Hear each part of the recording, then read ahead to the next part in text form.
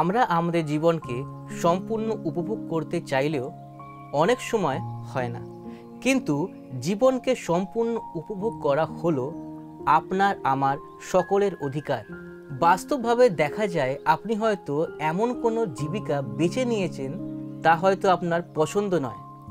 আবার এমনও হতে পারে আপনার বিবাহিত জীবন এমনভাবে আপনি কাটাচ্ছেন যেখানে হয়তো প্রেম বিরল, অথচ আপনি বিবাহ বন্ধনে আবদ্ধ। এই মতো একাধিক কারণ থাকতে পারে। তবে যে কোনো কারণই হোক, আপনি জীবনের সঠিক উদ্দেশ্য এবং অর্থ হয়তো খুঁজতে গিয়ে আশাহত হচ্ছেন।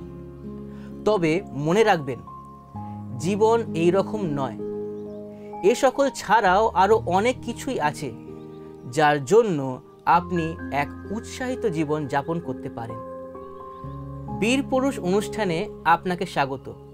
আমি এই অনুষ্ঠানের সঞ্চালক পল সুভাষিস বিশ্বাস, এবং আজকের এই অনুষ্ঠানে আমরা পূর্বে যেমন বলছিলাম এমন একটি জিনিস অন্বেষণের কথা বলবো যা আমরা চেষ্টা করলেই জীবনে অভ্যাস করতে পারি।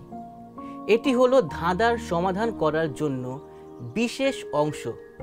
হ্যাঁ, যিনি আপনাকে মহান রূপে সৃষ্টি করেছেন তার কাছেই আপনার জীবনের সাফল্যর চাবি আছে।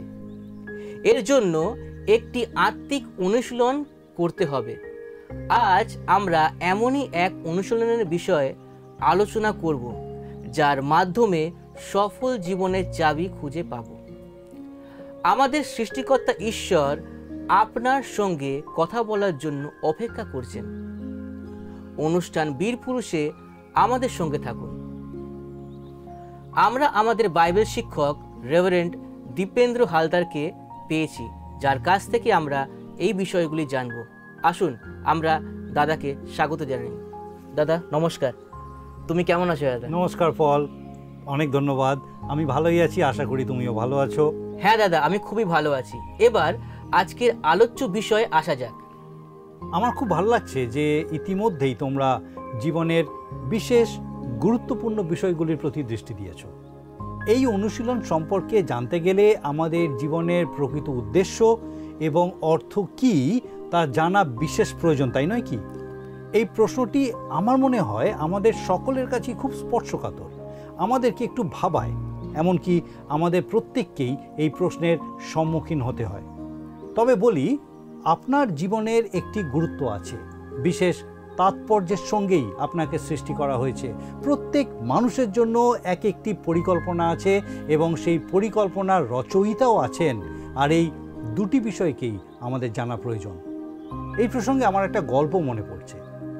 একজন পিতা তার মেয়েদের সাইকেল চালানো শেখাচ্ছিলেন। প্রথমে তিনি তাদেরকে খোলা মাঠে নিয়ে গিয়ে শেখাচ্ছিলেন, তারপর যে রাস্তায় গাড়ি খুব কম চলে সেই রাস্তায় তাদেরকে সাইকেল চালাতে দিয়েছিলেন। তারপর ধীরে ধীরে তারা ব্যস্ত রাস্তাতেও চালাতে সক্ষম হয়েছিল। এখন প্রশ্ন হলো, কেন সেই পিতা তার মেয়েদের এইভাবে হাতে ধরে ব্যবহারিক রীতিতে সাইকেল চালানো শিখিয়েছিলেন? তার কারণ এখানে দুটি বিষয় আমরা দেখি। প্রথমত, তাদের বয়স কম ছিল এবং তাদের এই সাইকেল চালানোর দক্ষতা অর্জন করার প্রয়োজন ছিল। এই দক্ষতা বৃদ্ধি করা বা তা ধারালো করা খুবই গুরুত্বপূর্ণ একটি বিষয়।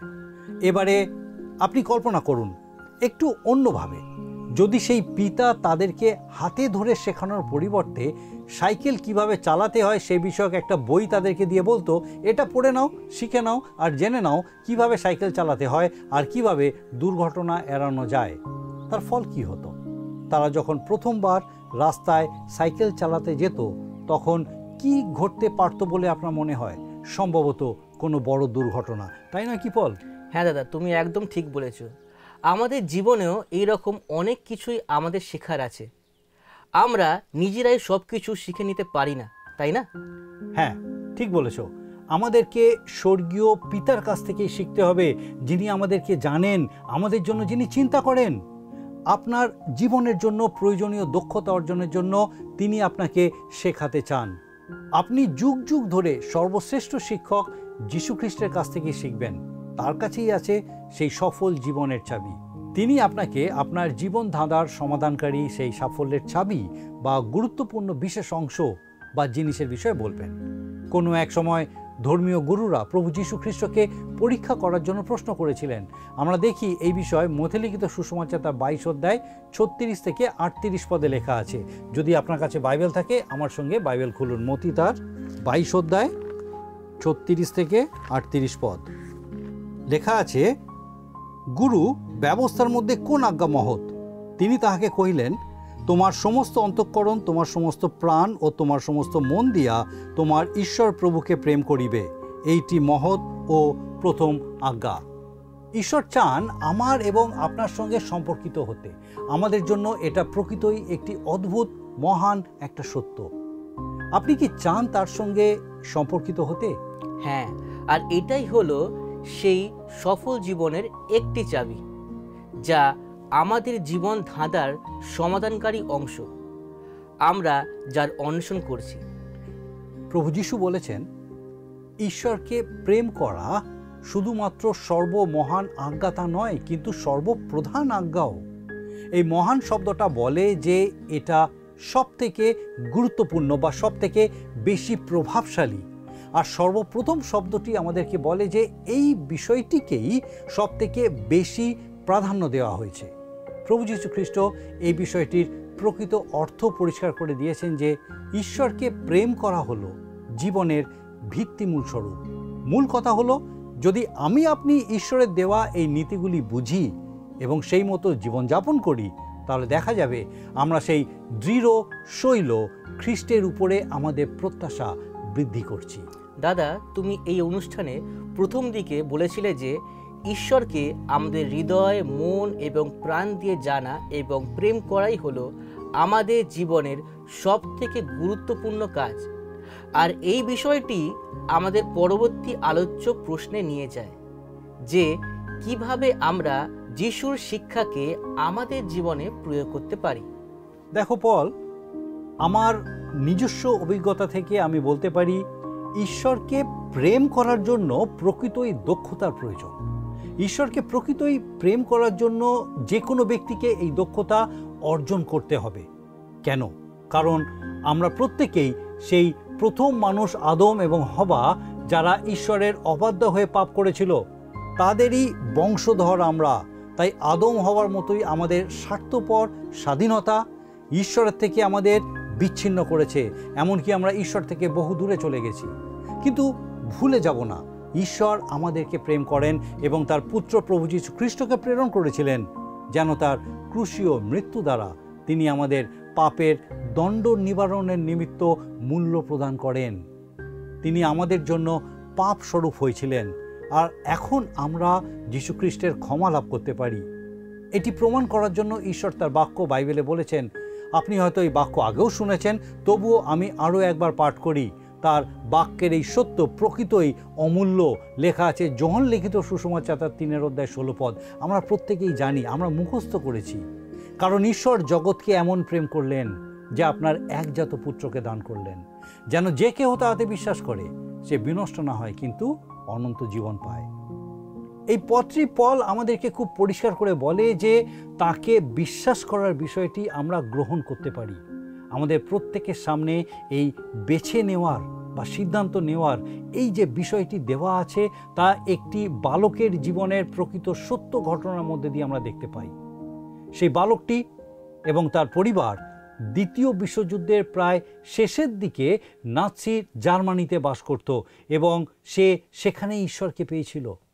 সে বালকটি কি লিখেছে বলি শোনো। যীশুখ্রিস্টে বিশ্বাস করার সুযোগ যে আমার আছে তা উপলব্ধি করার আগে পর্যন্ত আমার জীবন ভয়ঙ্কর ভয়ের মধ্যে দিয়ে যাচ্ছিল। যুদ্ধের কারণে আমার পরিবার সমস্ত কিছু হারিয়েছিল। না খেতে পাওয়ার কারণে আমি দুর্বল এবং অসুস্থ হয়ে পড়েছিলাম। আমার চারিদিকে ধ্বংসলীলা চলছিল। আমার ছোট বোন সৈন্যবাহিনীর একটা গাড়ির নিচে পড়ে মারা গেছিল। আমি কোনো একটি প্রত্যাশার এবং আভ্যন্তরীণ শান্তির জন্য ব্যাকুল হয়ে উঠেছিলাম। আর এই রকম সময়েই আমি প্রভু যিশুর বিষয় শুনেছিলাম।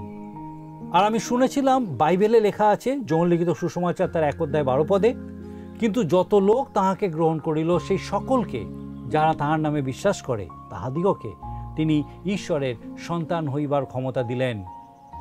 আর তখন আমি বুঝলাম এটাই আমার উত্তর।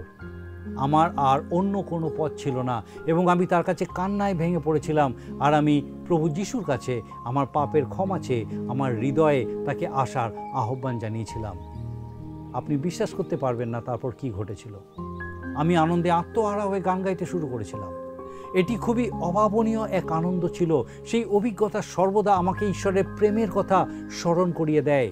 এইভাবেই ঈশ্বরের সঙ্গে আমার প্রেমের সম্পর্ক স্থাপিত হয়েছিল। আমি জীবনের সেই বিশেষ চাবি খুঁজে পেয়েছিলাম। এখন আমার জানার ইচ্ছা করছে, ঈশ্বরের সঙ্গে প্রকৃতই প্রেমের সম্পর্ক গড়ে তোলার জন্য কি প্রয়োজন? এখন দাদা, এই প্রশ্নের উত্তর তুমি যদি আমাদের দাও। দেখো পল, কোনো ব্যক্তির সঙ্গে প্রেমের সম্পর্ক গড়ে তোলার জন্য গুরুত্বপূর্ণ বিষয় আমাদেরকে অবশ্যই তার সঙ্গে সময় কাটাতে হবে। শুধু সময় কাটালেই হবে না, তার প্রতি প্রকৃত যত্ন নেবার জন্য উৎসাহের সঙ্গে সময় কাটাতে হবে। এটাই হলো সেই সম্পর্ককে আরও পরিপক্ক এবং গভীর করার মূল চাবি। ঈশ্বরের সঙ্গে প্রেমের সম্পর্ক গড়ে তোলার জন্য আমাদেরকে তার সঙ্গে সময় কাটাতে হবে। তার জন্য প্রয়োজন ঈশ্বরের সঙ্গে একান্ত সময় দেওয়া। এটি একটি অনুশীলন যা সহজে সম্ভব হয় না। একান্তে ঈশ্বরের সঙ্গে সময় কাটানো হলো একটি দক্ষতা, যে বিষয়ে তুমি একটু আগে আমাদের বলছিলে। এটি এমন একটি দক্ষতা যা বৃদ্ধি করার জন্য সময় এবং অধ্যাবসায় প্রয়োজন। কিন্তু এই কথাটি মনে রাখা খুবই গুরুত্বপূর্ণ যে এই অনুশীলন ঈশ্বরের সঙ্গে আপনার সম্পর্ক স্থাপনের ক্ষেত্রে সাফল্য বা ব্যর্থতার নির্ণায়ক।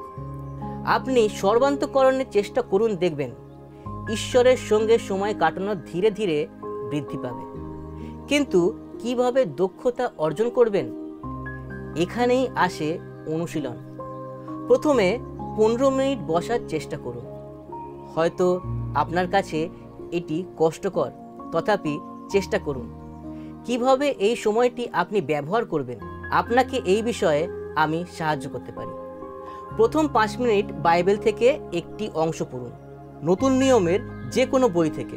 তবে মনে রাখবেন, এর ধারাবাহিকতা যেন থাকে। তার মধ্যে থেকে যে পদগুলি আপনার হৃদয়ে কথা বলে সেইগুলিকে চিহ্নিত করুন।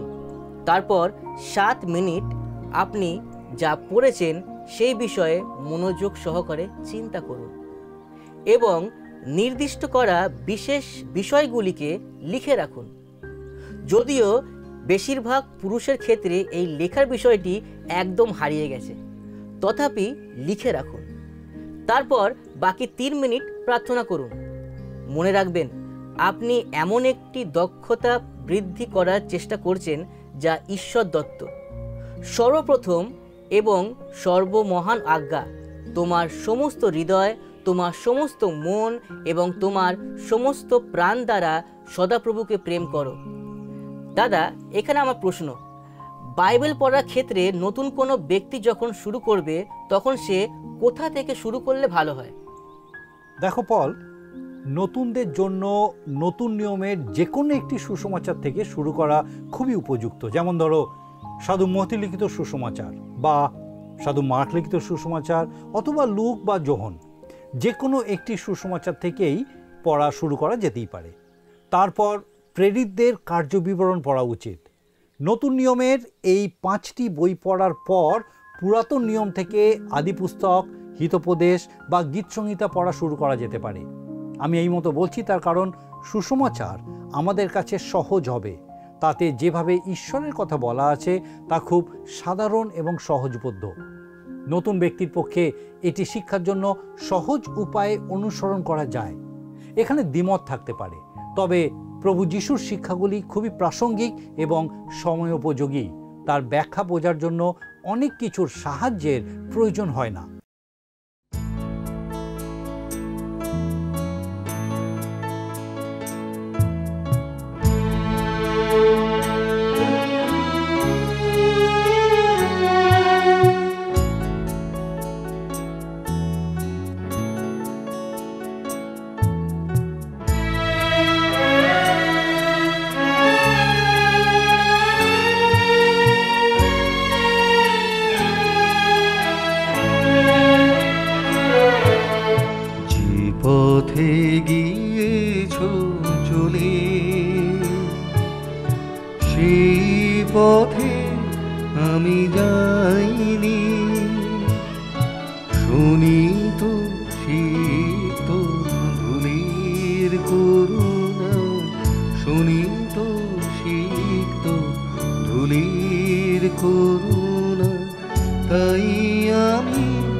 খুঁজে পাইনি।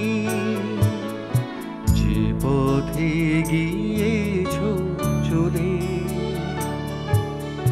সেই পথে আমি যাইনি।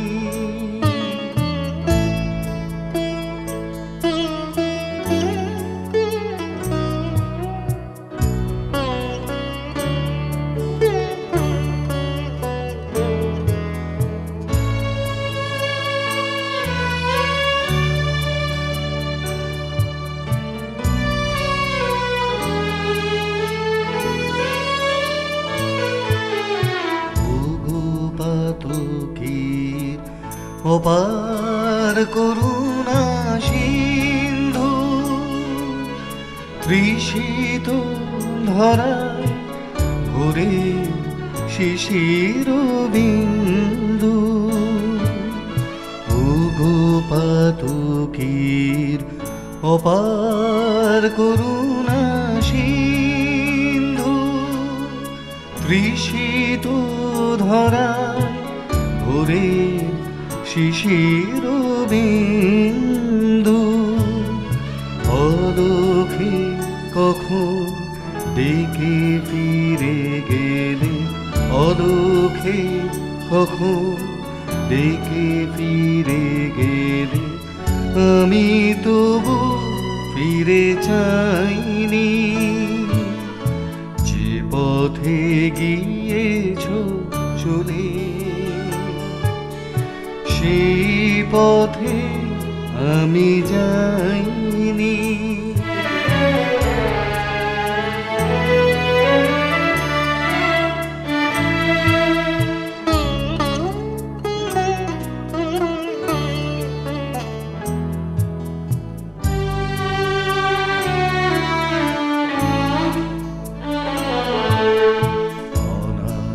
অনাদিকালের বিরহ বেদনে, তোমারি আকুল নয়নে, আমারি চেতনা বিম্বিত জানি, মধুর স্বপ্ন শয়নে। তোমার পথের সাথী করো ওগো পান্থ, আঘাতে আঘাতে করো গো দীর্ণ ক্লান্ত।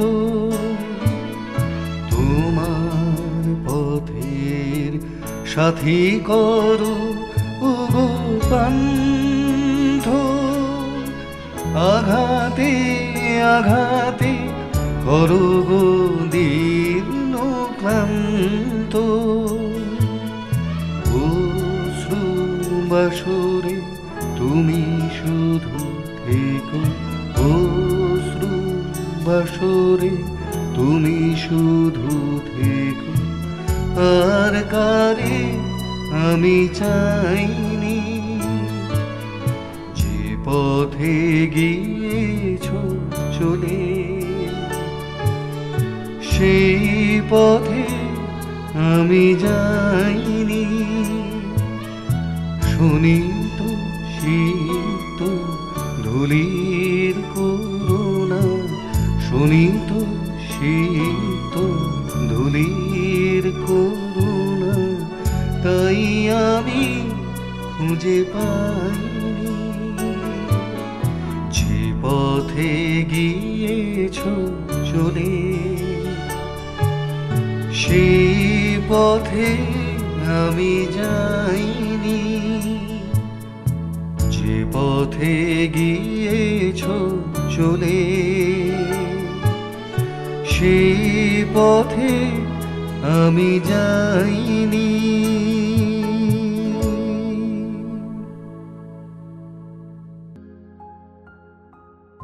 ঈশ্বরের সঙ্গে একান্তে সময় কাটানো এই 15 মিনিট সব থেকে ভালোভাবে কিভাবে ব্যয় করা যায়, এই বিষয়ে দাদা তুমি একটু বিস্তারিতভাবে বললে মনে হয় আমাদের প্রত্যেকের বুঝতে খুবই সুবিধা হবে। দেখো, আমি বলবো প্রথম 5 মিনিট বাইবেল পড়ার পর একান্তে সময় কাটানোর 3টি বিশেষ বিষয় শুরু করা উচিত। প্রথম বিষয়, প্রশ্ন করুন, এবং আপনার চিন্তাভাবনা লিপিবদ্ধ করুন। যে অংশটি আপনি পড়বেন সেখানে 5টি প্রশ্ন করুন। এখানে কি পালন করার জন্য কোনো আজ্ঞা দেওয়া হয়েছে?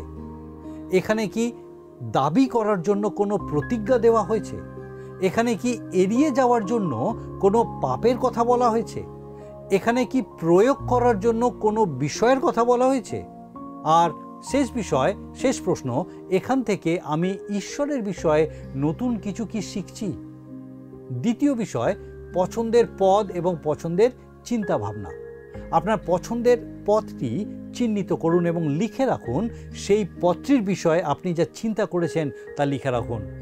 মনে রাখুন, এই ক্ষেত্রে দ্বিতীয় বিষয়টি হলো ঈশ্বরের সঙ্গে আপনার একান্তে সময় কাটানোর ক্ষেত্রে সবথেকে গুরুত্বপূর্ণ অংশ। দুটো বিষয় আমরা জানলাম।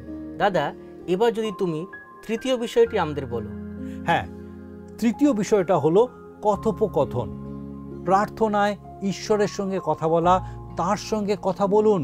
কখনো ভুলবেন না যে আমাদের ঈশ্বর হলেন প্রার্থনা শ্রবণকারী এবং প্রার্থনার উত্তরদানকারী ঈশ্বর। অতএব যার কাছে আমি প্রার্থনা করছি তিনি আমার প্রার্থনা শুনছেন এবং তিনি অবশ্যই তার উত্তর দেবেন। ঈশ্বর আমাদের সঙ্গে কথা বলেন তার বাক্যের মধ্যে দিয়ে এবং তার আত্মা আমাদেরকে প্রার্থনা করতে শেখায়। হতে পারে আপনি ভাবছেন কিভাবে প্রার্থনা করবেন। এই প্রসঙ্গে বলি, শিষ্যরা একসময় তাদের গুরু অর্থাৎ প্রভু যীশু খ্রিস্টকে বলেছিলেন কিভাবে প্রার্থনা করতে হয় তাদেরকে তা শিক্ষা দিতে। তেমনি আপনিও তার কাছে যাচনা করুন যেন তিনি আপনাকে প্রার্থনা করতে শেখান। ভুলে যাবেন না, আমরা সেই সর্বপ্রধান এবং সর্বমহান আজ্ঞা, সেই বিশেষ বিষয়ের কথা বলছি। প্রভু যীশু বলেছিলেন, তোমাদের সমস্ত হৃদয়, সমস্ত মন এবং সমস্ত প্রাণ দিয়ে তোমাদের ঈশ্বরকে প্রেম করো। ঈশ্বরকে প্রেম করার অর্থ হলো তার সঙ্গে নিবিড় সম্পর্কে আবদ্ধ হওয়া, অর্থাৎ প্রতিদিন তার বাক্যের সঙ্গে প্রার্থনায় তার সঙ্গে একান্তে সময় কাটাতে হবে। তারপর সারা দিনের মধ্যে এটাই হবে আপনার জন্য সবথেকে উত্তম সময়। একান্তে সময় কাটানোর বিষয়েও যে গুরুত্বপূর্ণ বিষয়গুলি তুমি বলছিলে সেগুলি কি তুমি আর একবার বলে দেবে? তাহলে হয়তো বুঝতে আর একটু সুবিধা হবে। নিশ্চয়ই, তবে তার আগে আরেকবার বলি, প্রত্যেক দিন একান্তে সময় কাটানোর জন্য একটা জায়গা এবং সময় মনোনীত করাটা খুব প্রয়োজন। দেখা গেছে বেশিরভাগ পুরুষই সকালবেলা বেছে নেয়, কিন্তু আপনি রাত্রে শোয়ার আগের সময়টাকেও বেছে নিতে পারেন। এমন একটি জায়গা বাছুন যেখানে আপনার একান্তের সময় কাটানোর ক্ষেত্রে ব্যাঘাত কম হবে। আপনার চিন্তাভাবনা লিপিবদ্ধ করার জন্য একটা খাতা ব্যবহার করুন, লিখে রাখার জন্য। আপনাকে ঈশ্বরের বাক্য চিন্তা করতে হবে, ধ্যান করতে হবে, যা আরও গভীরভাবে আপনার হৃদয়ে মনে গেঁথে যাবে। যদি এই বিষয়টি আপনার কঠিন মনে হয় তাহলে হতাশ হবেন না। আপনার অগ্রগণ্য বিষয়গুলি স্থির করা এবং বৃদ্ধি করার জন্য সময় তো লাগবেই, কিন্তু এতে লাভ আপনারই হবে। কোনোদিন হয়তো আপনি আপনার ফেলে আসা দিনগুলির বিষয় চিন্তা করবেন এবং উপলব্ধি করবেন যে ঈশ্বরের সঙ্গে কাটানো সময়গুলি আপনার জীবনের সবথেকে মূল্যবান সময় ছিল। আমরা শিখলাম একটি সফল জীবনের চাবি। তাতে দেখলাম ঈশ্বরের সঙ্গে একান্তে সময় কাটানোর একটি ধাপ। প্রথম 5 মিনিট বাইবেল পড়ার পর প্রশ্ন করুন এবং আপনার চিন্তা ভাবনা লিপিবদ্ধ করুন। 5টি প্রশ্ন করুন। এখানে কি পালনীয় কোনো আজ্ঞা আছে? এখানে কি প্রতিজ্ঞা আছে? এড়িয়ে যাওয়ার জন্য কোনো পাপের কথা বলা হয়েছে? প্রয়োগ করার জন্য কোনো কথা বলা হয়েছে? এখান থেকে আমি ঈশ্বরের বিষয়ে নতুন কিছু কি শিখেছি? দ্বিতীয় বিষয়, পছন্দের পথ এবং পছন্দের চিন্তা ভাবনা। আর তৃতীয় বিষয়টি হলো কথোপকথন। বিশ্বাস করি আজকের অনুষ্ঠান আপনার ভালো লেগেছে, কিন্তু শেষ করার আগে আমি চাইবো দাদা তুমি যদি সকলের হয়ে একটি প্রার্থনা করো। অবশ্যই পল, প্রার্থনা করি। করুণাময় পিতা, ধন্যবাদ দিই প্রভু সুন্দর সময়ের জন্য। ধন্যবাদ দিই তোমার জীবন্ত বাক্য প্রতিনিয়ত আমাদেরকে শেখায় জীবনে কিভাবে এগিয়ে চলা উচিত। ও প্রভু, তোমার বিশেষ করে ধন্যবাদ দিই যে আজকে আমাদের প্রত্যেক দর্শক বন্ধুর সঙ্গে তুমি বিশেষভাবে কথা বলেছো প্রভু, যাদের যেভাবে প্রয়োজন তোমাতে বেড়ে ওঠা, তোমার জীবন্ত বাক্যে বেড়ে ওঠা, তোমার বাক্য ধ্যান করা, জীবনে ব্যবহার করা, প্রভু তোমার পবিত্র আত্মার পরাক্রমে প্রত্যেককে সাহায্য করো, যেন প্রভু প্রত্যেকের জীবনে তোমার এই জীবন্ত বাক্য সত্য হয় এবং সেই জীবনের মধ্যে দিয়ে তোমার এই নাম গৌরবান্বিত, উচ্চকৃত, মহিমান্বিত হয়। তোমার যিশু নামে এই ভিক্ষা দয়া করে শ্রবণ গ্রহণ করো, আমেন। ঈশ্বরকে ধন্যবাদ দিই, আর আপনাদের প্রত্যেককে আমি ধন্যবাদ দিই যে আপনারা আজকে আমাদের সঙ্গে যুক্ত হলেন। বিশ্বাস করি এই অনুষ্ঠান আপনার ভালো লেগেছে, আর যদি ভালো লেগে থাকে তবে এই নাম্বারে আমাদের সঙ্গে যোগাযোগ করবেন আর আপনার মতামত আমাদেরকে জানাবেন। সকলকে আরেকবার ধন্যবাদ। নমস্কার।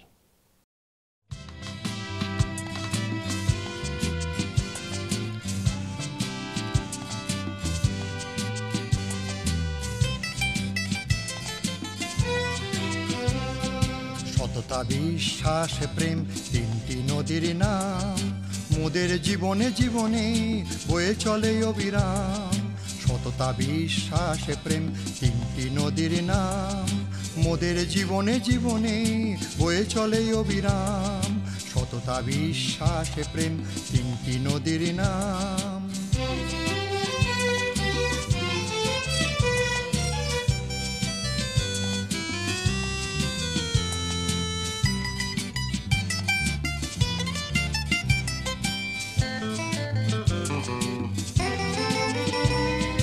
যেখানে সততা নাই খ্রিস্ট সেখানে নাই, যেখানে সততা নাই খ্রিস্ট সেখানে নাই।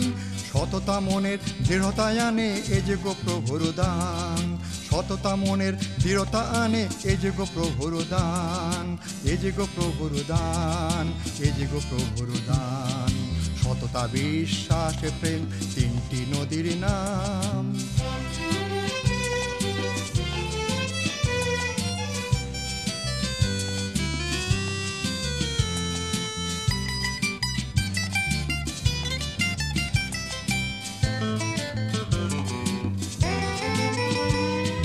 বিশ্বাসে অবিচল সে তো মনে পায় বল, যে বিশ্বাসে অবিচল সে তো মনে পায় বল।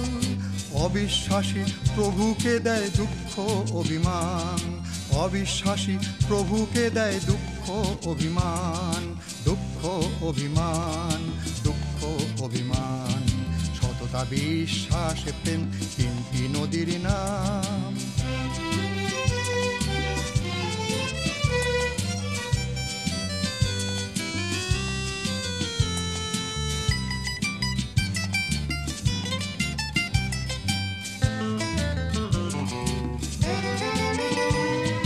মনে যার প্রেম আছে সে থাকে যিশুর কাছে, মনে যার প্রেম আছে সে থাকে যিশুর কাছে। তিনটি নদীর মিলনে জাগে প্রভুর জয়গান, তিনটি নদীর মিলনে জাগে প্রভুর জয়গান, প্রভুর জয়গান, প্রভুর জয়গান।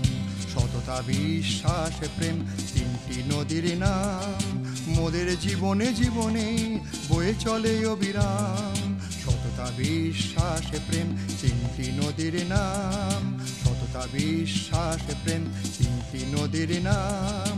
সততা, বিশ্বাস, প্রেম, তিনটি নদীর নাম।